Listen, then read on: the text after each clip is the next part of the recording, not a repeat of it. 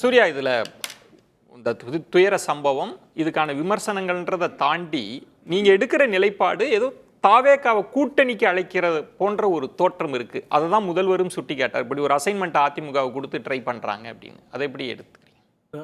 இந்தியாவில் பல மாநிலங்களில் பல கட்சிகள் இந்த மாதிரி மக்கள் நலனை கிஞ்சித்தும் எடுத்துக்காமல் எல்லா விஷயத்துலையும் அவர்களுக்கு ஃபேவராக நரேட்டிவ் செட் பண்ணணும் அப்படின்ற விஷயத்தை செய்து காணாமல் போயிருக்கிறத நம்ம பார்த்துருக்கோம். உதாரணமாக சமீபத்திய உதாரணம் தெலுங்கானாவில் அந்த இவர் சந்திரசேகர் ராவ் அவர்களுடைய கட்சியும் இதே மாதிரி தான். எந்த விஷயம் நடந்தாலும் அதில் இவர்களுக்கு ஃபேவரான ஒரு நரேட்டிவ் மட்டுமே எடுப்போம், மக்களை பற்றி கவலைப்பட மாட்டோம் அப்படின்னு எடுக்கிறது தெரிஞ்சது. இன்றைக்கு உயர்நீதிமன்றம் சிறப்பு விசாரணை குழுவை அமைத்திருப்பதே இந்த அரசினுடைய தோல்வி தான். அதில் எந்த மாற்று கருத்தும் இல்லை.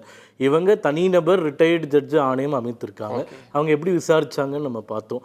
இதற்கு முன்பு இந்த மாதிரி இப்போ இன்றைக்கி முதல்வர் சொல்கிறாரு இல்லையா, நாங்கள் உத்தரப்பிரதேசத்தில் என்ன பண்ணீங்க, மணிப்பூரில் என்ன பண்ணீங்க. உத்தரப்பிரதேசத்தில் அத்ராஸில் இதே போன்ற ஒரு சம்பவம் நடந்தது. உடனடியாக 3 நபர்கள் கொண்ட ஜுடிஷியல் கமிஷன் அமைக்கப்பட்டது. அதுக்கப்புறமா எஸ்ஐடி அமைக்கப்பட்டது. ஒரு வாரத்தில் ரிப்போர்ட் கொடுக்கப்பட்டு 6 அரசாங்க அதிகாரிகள் சஸ்பெண்ட் செய்யப்பட்டார்கள். உத்தரப்பிரதேச மாநிலம் அமைத்த எஸ்ஐடி என்ன அறிக்கை கொடுத்ததுன்னா, உத்தரப்பிரதேச காவல்துறை தோல்வி அடைந்து விட்டது, மாவட்ட நிர்வாகத்தினர் சரியாக ஆராயாமல் இதற்கு இடத்தை கொடுத்து விட்டார்கள் அப்படின்னு சொல்லிட்டு 7 பேர் சஸ்பெண்ட் செய்யப்படுகிறார்கள். இப்போது ஒரு விசாரணை என்பது அரசாங்கத்தை மீறி, அரசாங்கத்தை தாண்டி களத்தில் என்ன தவறு நடந்திருக்கின்றது அப்படின்றத வெளியே கொண்டு வந்து அந்த 41 உயிர்களுக்கு நியாயத்தை கொடுத்துதான் ஒரு விசாரணை. சூர்யா, அப்போ நீங்கள் ஒரு தவறு நடந்திருக்கு, அந்த தவறை சுட்டி காட்டுவது எதிர்கட்சிகளினுடைய கடமை, அதுல மாற்று இல்லை. இப்போ ஒரு தவறு நடந்திருக்கிறப்ப சரவணன் சொன்ன மாதிரி நீதிமன்றம் தாவேக்காவின் மீதும் கடுமையான விமர்சனங்களை முன் வச்சிருக்கு. ஆனா இங்க என்ன போக்குன்னா, அதிமுகவோ பாஜகவோ தாவேக்காவை பத்தி பேச எனக்கு புரியவே, முழுக்க அரச பத்தி பேசுறதுங்கிறது கூட்டணி கணக்கு தான். இன்னைக்கு நீதிமன்றம் என்ன சொல்லியிருக்காங்க, விஜயை ஏன் கைது செய்யவில்லை, வாகனத்தை ஏன் பறிமுதல் செய்யவில்லை, ஆதவ் அர்ஜுனாவை ஏன் கைது செய்யவில்லை, இது எல்லாமே பண்ணுறது பார்த்தா இவங்களும் தாவேக்காவும் தான் ஏ டீம் பி டீம் மாதிரி தெரியுதே தவிர, அதை மறைப்பதற்கு எங்கள் மேலே நீங்கள் கொண்டு வரது வந்து மிக மிக விசித்திரமாக இருக்குது. நீங்கள் ஏன் விஜய் மீது எஃப்ஐஆர் போடல, ஏன் கைது செய்யவில்லை? நீதிமன்றம் கேட்கிறாரு, கோரிக்கை பாஜக வைக்கலாமே அந்த கோரிக்கை. இப்போ நீதிமன்றம் கேட்டதுக்கு பதில் என்ன? நீங்க 2 விஷயம் சூர்யா சாஃப்டா பண்றீங்கன்னு மக்கள் பார்க்கறாங்க. ஒரு கேள்வி கருத்து, நீங்க சொல்ற மாதிரி அந்த கோரிக்கையை பாஜகவோ அதிமுகவோ வைக்கிறாங்கன்னா அதனோட வேல்யூ வேற. நீங்க சந்தேகப்படலாம். இன்னொன்று, ஆதவ் அர்ஜுனா ஒரு பதிவு போடுறாரு, அது கிட்டத்தட்ட இதுவே அந்த பதிவு வந்து திமுகவோ அங்கு கூட்டணி கட்சிகளோ போட்டிருந்தா இந்திய இறையாண்மைக்கு குந்தகம்னு எப்படி நீங்க ரியாக்ட் பண்ணியிருப்பீங்க? ஆனா ஆதவுக்கு அதை கடந்து யாருமே பதில் சொல்லாம இருக்கீங்களேன்றதானே சந்தேகம். நிச்சயமா அது கண்டிக்கப்பட வேண்டிய ஒரு விஷயம் தான், வன்முறை தூண்டினால். ஆனால் இன்னைக்கு நான் அதை தான் சொல்றேன், தூண்டினால்னு என்ன பார்த்தா தெரியல அவங்களுக்கு. அதான் சொல்றேன், இப்போ நரேட்டிவே எப்படி போயிடுச்சு பாருங்களேன். அங்க வந்து என்ன தவறு நடந்தது அதை தாண்டி பிஜேபி ஃபோக்கஸ்டா கொண்டு வந்துட்டாங்க. அதாவது 7 வருட காலத்துல இவர்கள் கண்டுபிடித்திருக்கக்கூடிய ஒரே ஃபார்முலா என்ன என்றால், இவர்கள் நிர்வாக தோல்வியை மறைக்க வேண்டும் என்றால் உடனடியாக பிஜேபி உள்ள கொண்டு வந்துடணும். நான் மீண்டும் சொல்றேன், முதல்வர் அவர்கள் வந்து ஒரு ப்ரொஃபஷனல்ஸை கூட வைத்து கொள்ளாமல் இது போன்ற சோஷியல் மீடியா சென்ட்ரிக் ஆட்களை வைத்திருப்பதால் நடக்கக்கூடிய தவறு. இன்னைக்கு உதாரணமா ஒன்று பேசுறாரு, திராவிட மாடல் ஆட்சியில் ராமநாதபுரத்தில் தண்ணீர் தட்டுப்பாடே சிறிதளவும் இல்லாத அளவிற்கு மிகச்சிறந்த ஆட்சியை கொடுக்கிறோம் அப்படின்னு பேசியிருக்காரு. அந்த ஆடியோவை கேட்டுட்டு தான் நான் வந்தேன்.